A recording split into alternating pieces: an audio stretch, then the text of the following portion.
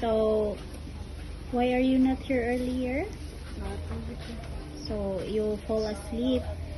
Okay, so you've already know about the monthly activities. It's every weekend, right? And I've already chatted it in the GC group chat.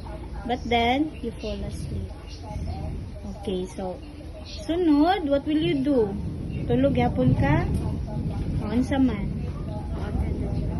Attend. And then, be mindful as well, okay? Because it's not just all about cleaning. It's not just all about having an activity. But it is also for your own good. Ha?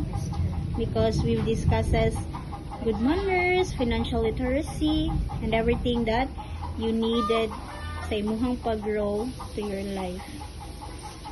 So, you have to attend next time. Yes, sir. And next time, if you will still fall asleep and making excuses, I will not tolerate it. And I will advise Teacher Vivian to have a discussion with you already. Okay? Sasabot? Sige. So, earlier, Dubunim gives you 5 sacks of rice, which is duha ka buok, 2, so 10 kilos. Okay? And also, 200 pesos for your school allowance.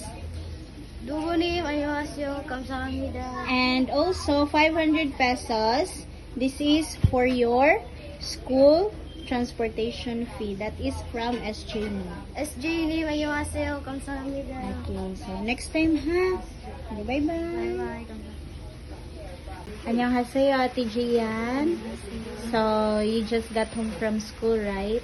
Okay, so, earlier, Namyeon Gyunim gives you set of Jollibee. Namyeon Gyunim, Kamsahamnida. okay, so that is super meal lang ha. So, nanay, chicken, and spaghetti. Burger steak, ha? Okay, bye-bye, Inday.